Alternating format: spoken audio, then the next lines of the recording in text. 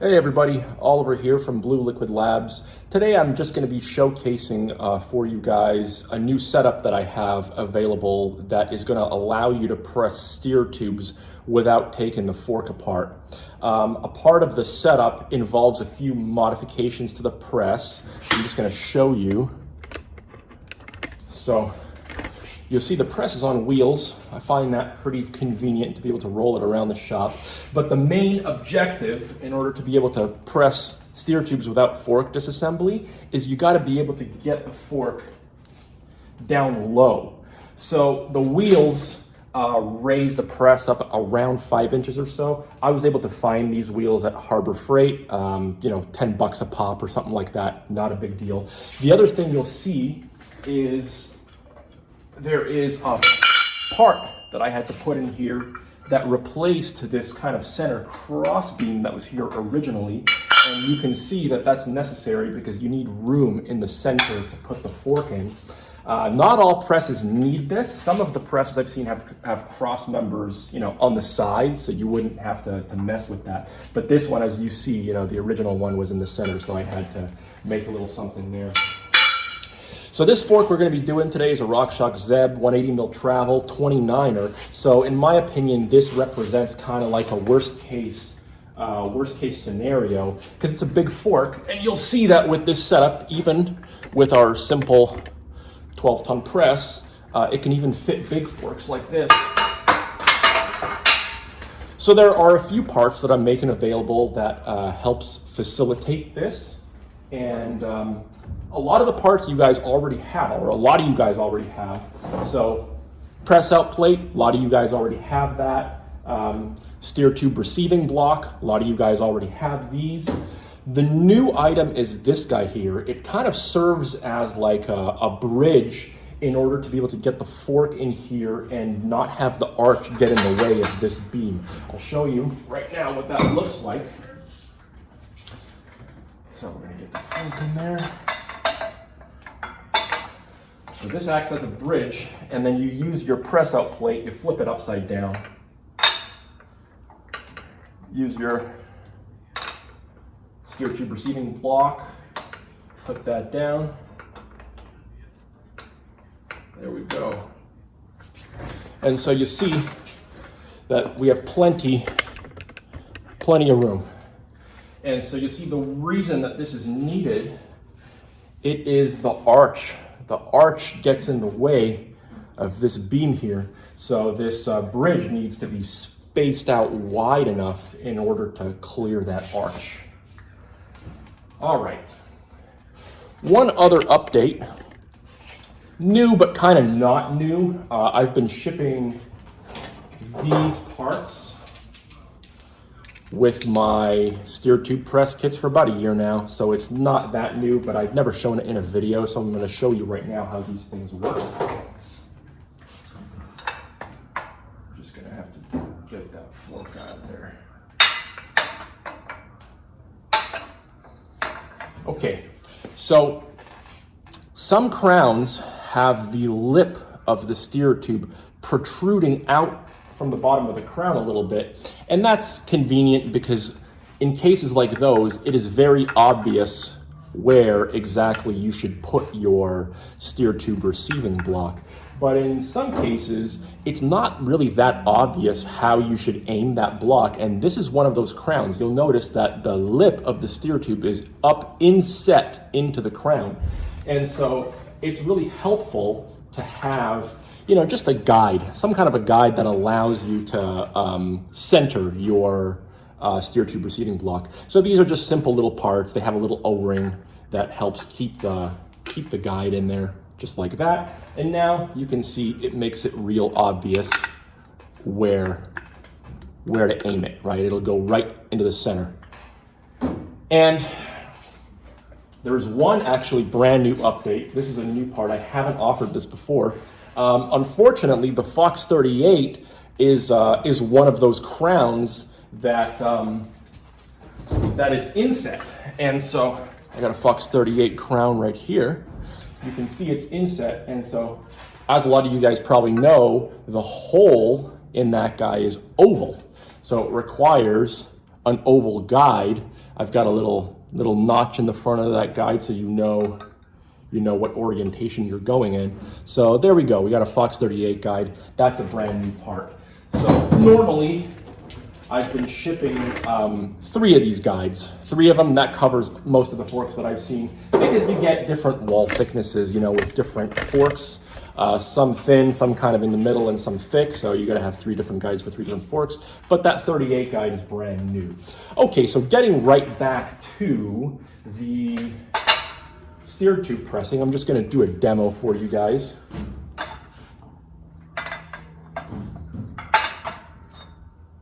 So guide is already in there. Now with this setup,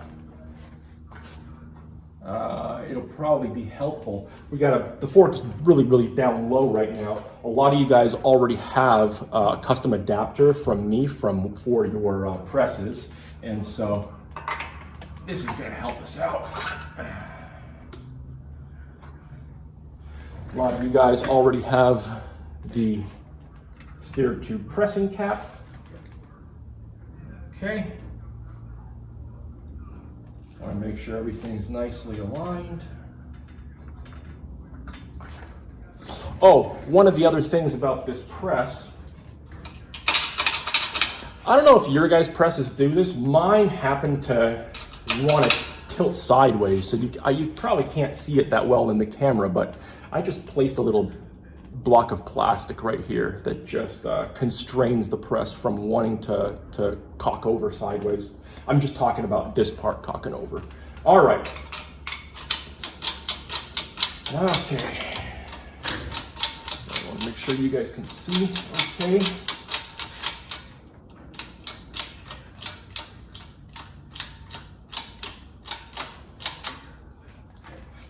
All right, so notice that with this setup, we don't have to take any air out, and even though it's a big fork, the whole thing fits just fine. Okay. All right.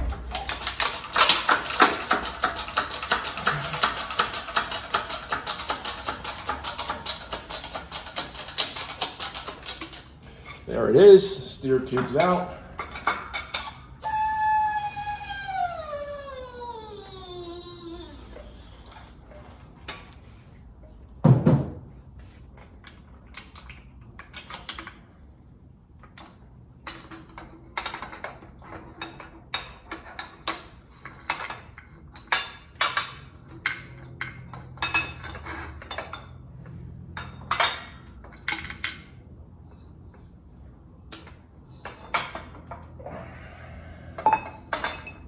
All right, so the procedure for replacing the steer tube from this point forward is really similar to what I show in my other video, but there are a few little items I'm going to show you that are probably a bit different from my other video, and there's a few other updates I'll show you as well. So for now, I'm just going to do the regular. This one wasn't creaking. We're just replacing. We're swapping just for a longer steer tube. But prophylactically, I always just clean out the. I always clean out the oxide inside of there. And just as before, I just use a worn-out piece of sandpaper, and we're going to use Loctite 609 when we're pressing it back in.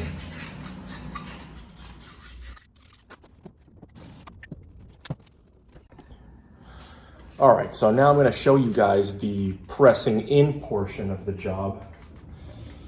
Okay, we're going to take this guy out of here. Take that guy out. I'm going to put the fork back in.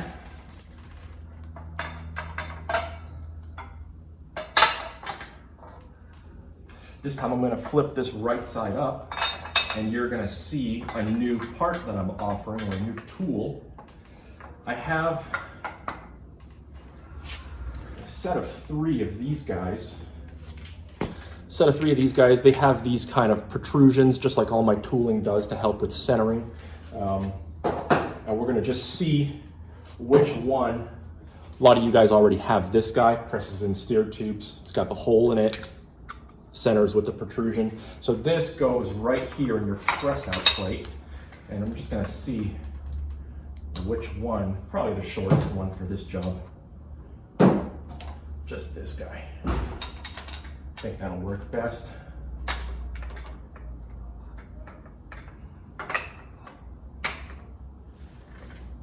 Okay, we're gonna apply some Loctite onto our steer.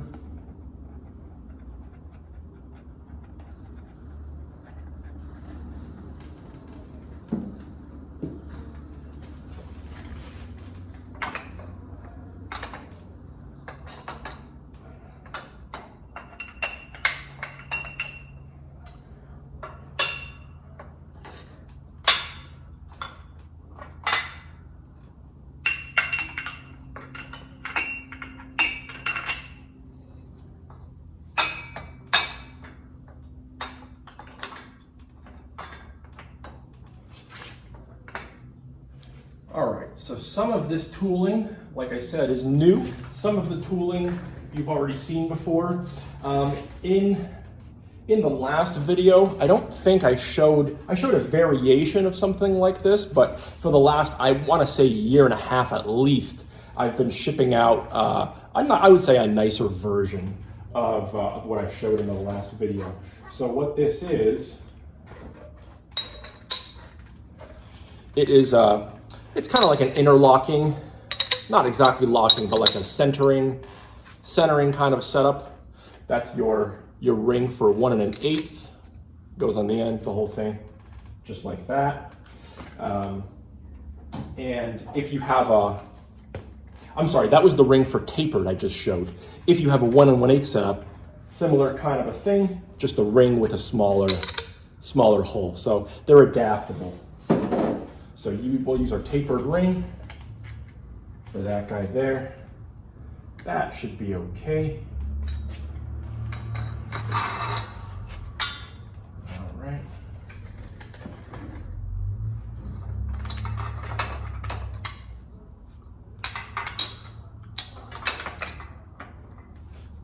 Just gonna make sure it's all centered. I want a well-aligned setup.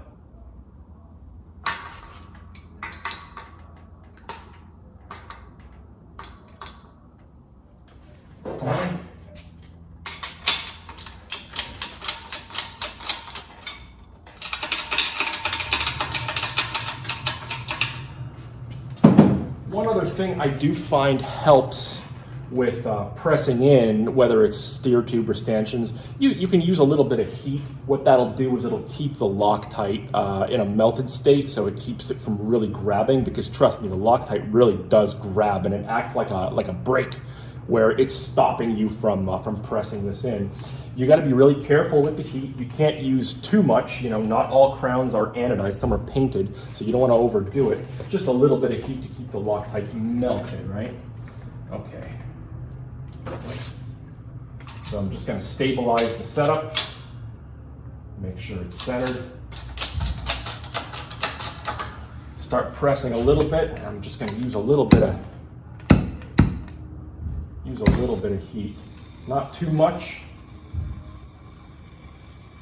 just enough to keep the Loctite warm so it doesn't grab. Okay.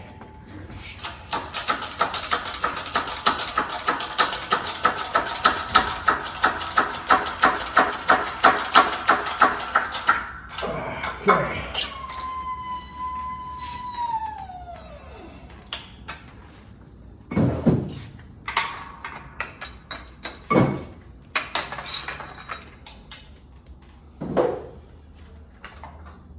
So there we have it.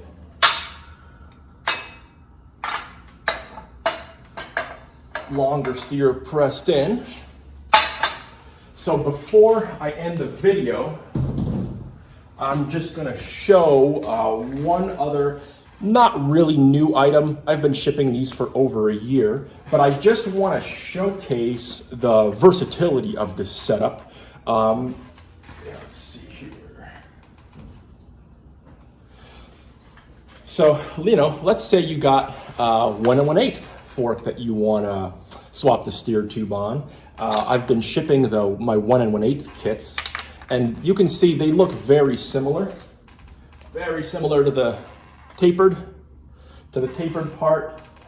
Similar kind of idea with the design of the block. The edges, the two sides are rounded off, and there is a flat area right in the middle, because what you'll encounter is that some crowns have a flat, and you'll encounter some, this is an old silo, some are round, right? So you want to have a setup that can do rounded and flat crowns, right?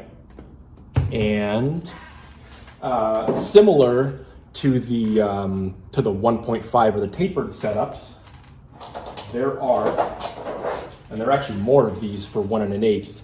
I've got some guides for all the different 1 1/8 crowns that you might encounter, because a lot of the 1 1/8 crowns are inset as well. And so it helps to just be able to stick a guide in there. That way you know exactly, you can aim your block nicely, make sure that the steer tube gets received into the block perfectly. The other thing I'm going to show is with the versatility of this setup, even a fork like this, where you've got your V-brake bosses, even that, with the V-brake bosses, even that fits in there,